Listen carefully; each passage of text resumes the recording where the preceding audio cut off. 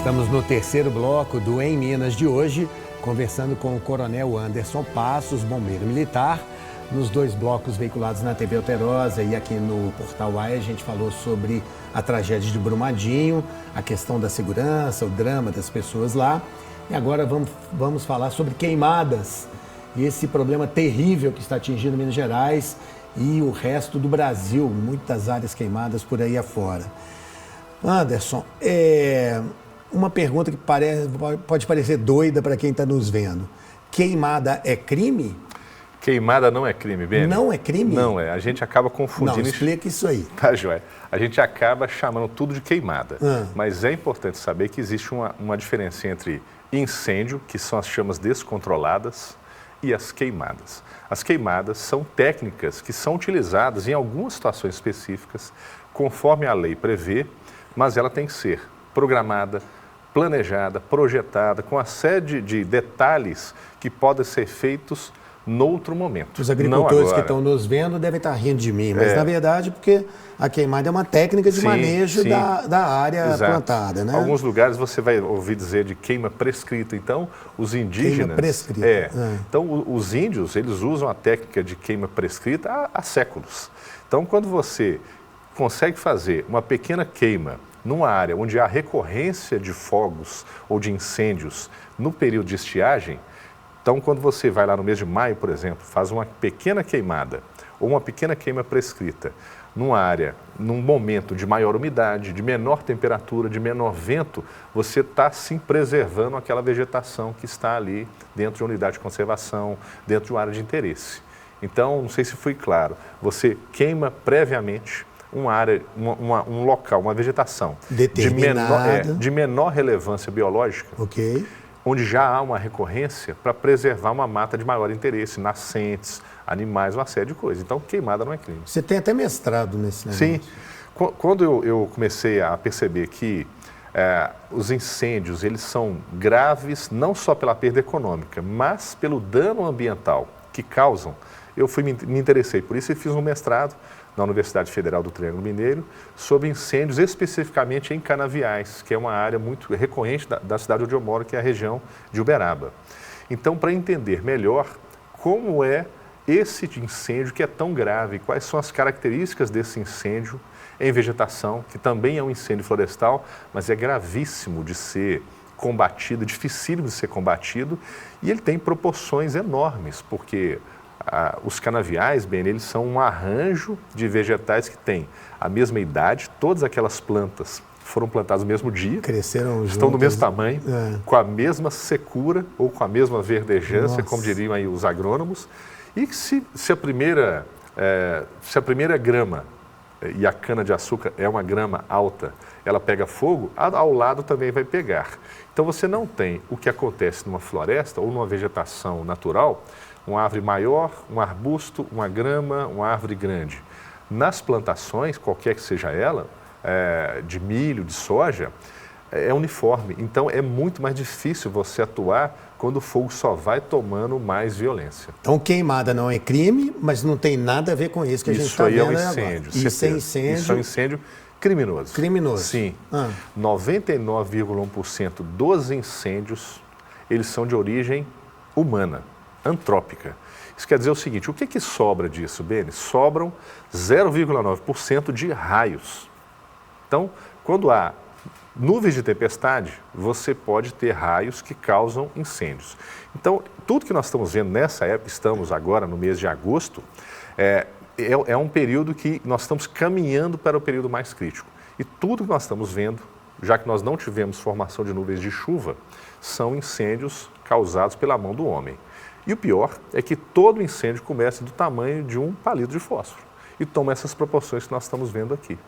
Então é preciso a gente abandonar o mito de que uma guimba de cigarro foi jogada pela janela do carro e acabou causando um incêndio, que uma garrafa, um copo jogado no mato, ele acabou causando um efeito de lente e gerando um incêndio. Isso existe, né? Em condições muito específicas. Muito específicas. Quase laboratoriais. O que acontece de fato são pessoas que põem fogo ou de forma deliberada, por vandalismo, por uma série de coisas, ou de forma inadvertida, por exemplo, colocando fogo em amontoado de folhas na sua residência, lá para após varrer o quintal, né? As folhas caíram, a pessoa limpa ali o seu quintal e põe fogo. Uma folha daquelas, ela toma voo ali ao sabor do vento e acaba botando fogo. Ou ainda, eventualmente, algum equipamento agrícola que possa estar ali em operação numa área rural e causar uma fagulha. São inúmeras. A mais recorrente nos períodos de muita seca, que não são ação direta humana, mas tem um componente antrópico, são, por exemplo, as descargas elétricas das fiações que estão no meio da vegetação. Ok. Porque o ar, ele é um isolante elétrico, em certa medida. Quando ele fica muito seco, você tem ali a passagem de corrente pelo ar. Então, a gente tem que encarar isso aí como um dano ambiental prevenível, evitável. E eu acho que tem esses casos, você pode nos confirmar, por exemplo, a turma foi acampar, aí à noite, friozinho, nós estamos no período do inverno, que é o período crítico, né, da seca e frio, dura agosto, setembro e tudo.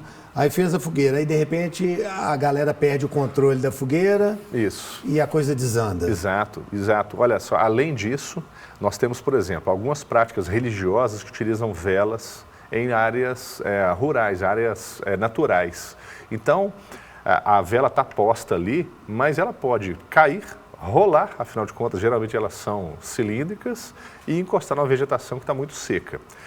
O que a gente aprendeu, Beni, é que... Deixando claro que a sua fala não tem nada de intolerância religiosa, absolutamente, nada. Absolutamente. Mas que é importante alertar as pessoas sobre... É muito. Né? E esses lugares de prática religiosa, eles são recorrentes. Então, é preciso que as pessoas tenham essa consciência, porque os incêndios de origem humana, eles são muito mais graves que os incêndios naturais. Então, duas coisas são importantes da gente destacar. Primeiro que há um outro mito em dizer que, por exemplo, o cerrado ele precisa do fogo. Isso é parcialmente verdadeiro, Beni, porque ele precisa, mas não com essa recorrência.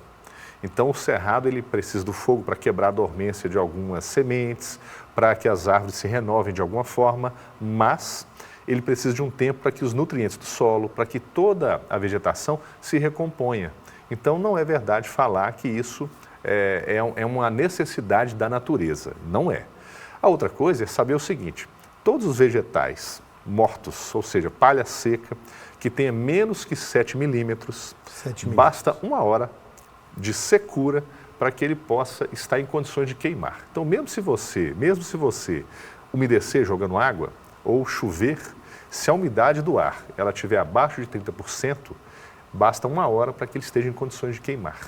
E se você olhar ao redor, a vegetação está toda muito seca. Toda.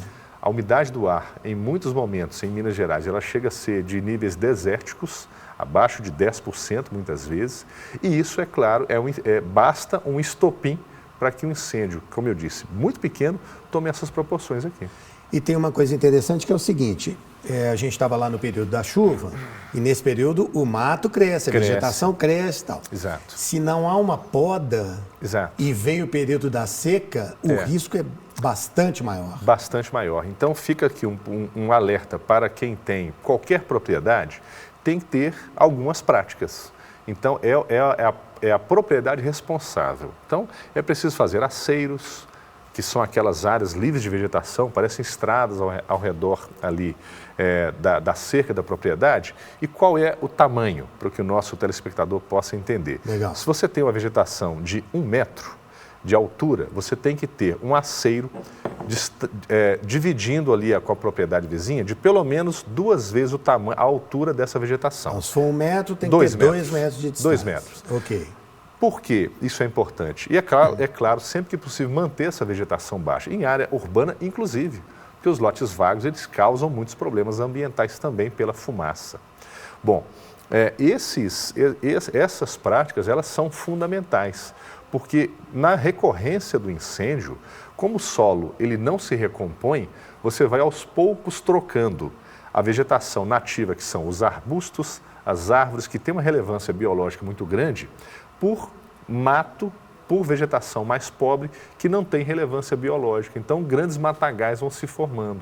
Se você observar, temos aqui um parque linear ali na região do Belvedere, onde há uma recorrência de incêndios, onde as margens dessa área, ela vai virando um grande matagal, perdendo o que não pode ser perdido, que é a relevância biológica, a diversidade, virando grandes plantações de capim, de mato, que, infelizmente, são motivo para novos focos de incêndio, novas queimadas que vão só empobrecendo num ciclo sem fim. Eu queria até te perguntar, porque você citou exatamente essa questão do fogo em áreas urbanas, né? Está ficando crítico, né? Sim. A coisa do incêndio em área urbana. Porque isso vai de civilidade, né? Quando o proprietário da área, porque toda a terra tem um proprietário, seja ela área pública ou privada, mas ela deve ser conservada. Então, manter essa vegetação baixa com utilização de ferramentas de corte é fundamental. Quando isso não acontece, o mato alto, ele acaba, quando ele está próximo ali às cidades ou dentro das cidades, as pessoas jogam lixo. Atrás do lixo, além de vir insetos, roedores, animais peçonhentos ali, alguém em algum momento vai acabar tendo fogo naquele lixo para ficar livre do fogo. Só que isso acaba tomando a vegetação e vai embora. E dentro das cidades, muitas vezes o vento em áreas onde você tem edificações altas, o vento ele não consegue passar, ele não consegue transitar direito, fluir de uma forma adequada, e você tem ali muitas vezes a fumaça que fica estática, trazendo problemas respiratórios. Então o problema não é exatamente o fogo, mas a contaminação ambiental local naquela região onde você tem a fumaça atrapalhando todo mundo. E a recorrência disso vai piorando, vai trazendo ali mais áreas que podem ser inflamadas. Então é uma questão bem de civilidade, de entender que eu preciso cuidar da minha área onde eu sou proprietário para zelar pela segurança, pelo ar que a minha família respira. Agora há pouco nós falamos que esse tipo de incêndio é criminoso. Criminoso. E, portanto, é preciso encontrar a causa e depois identificar quem provocou aquele incêndio. Exato. Você tem ideia do percentual de punições? É muito baixo, infelizmente, baixo, Beni, né? Porque é difícil encontrar o causador. Eu tenho feito laudos técnicos para empresas buscando a origem do foco. E isso é possível localizar, porque a queima... Mesmo em área rural, assim, com esses incêndios gigantes? Sim. Porque existem condições climáticas que vão nos dando ideia de onde isso pode ter surgido. Okay. E a forma de queima, ela vai deixando rastros na vegetação, indicando por onde aquele fogo passou, qual era a sua intensidade, a sua agressividade, porque o vento, para citar um pequeno exemplo, ele tem uma predominância. Então, as pistas dos aeroportos, por exemplo, elas são construídas no sentido onde o vento é predominante. Então, aqui na Pampulha, ela está entre 310 graus e 130 graus. Né? É a orientação do aeroporto da Pampulha. É o vento predominante. Há uma variação, mas esse é o vento predominante. Okay. Em várias áreas, quando você sabe o vento predominante, você pode fazer uma avaliação de trás para frente para buscar o início. Tá. O que é difícil é saber a motivação. A motivação. Então, quando você detecta que houve uma ação intencional, criminosa, essa não há como prevenir. Então, uma ação criminosa, a pessoa foi mandada embora de uma fazenda, de uma lavoura qualquer, ela por retaliação, ela põe fogo. Alguém que tem uma questão até uma criança brincando, por vandalismo de qualquer natureza, aí é difícil achar a causa, mas a gente consegue detectar o ponto de início. Isso é fundamental, até porque isso envolve, Beni, questões de responsabilidade penal, criminal, portanto, e responsabilidade civil pelo dano causado na sua propriedade e em propriedade de terceiros. Para a gente terminar, dicas para as pessoas bem intencionadas, obviamente, porque para as mais intencionadas não adianta a gente falar nada. Uhum. Como prevenir esses incêndios? Beni, informação salva vidas. O mês de setembro, ele é um mês que concentra, só em setembro, metade da área queimada de um ano inteiro. Então, é preciso ter noção de que no período de estiagem, você não pode brincar com fogo. E olha que eu era uma criança que brincava muito com fogo, talvez por isso virei bombeiro.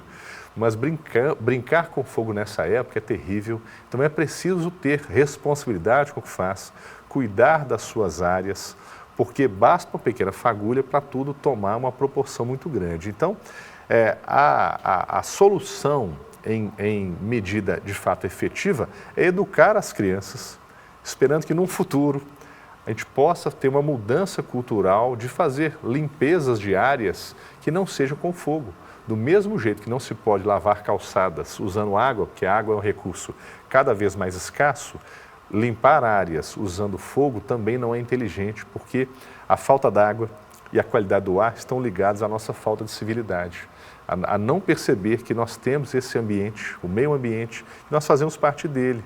Então, é ter cuidado, não lidar com chamas e zelar pela sua área. Quando cada um zela pela sua própria área, fica mais fácil a convivência em sociedade. Não lançar lixo, né? Ter essa percepção da sua atuação no coletivo.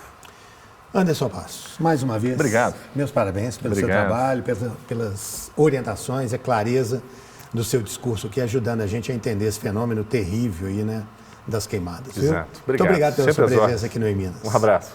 E a você que nos acompanhou mais uma vez, muito obrigado pela sua audiência, tá bom? A gente vai se encontrar semana que vem, sábado, tá bom? Na TV Alterosa e aqui no Portal UAI. Tchau.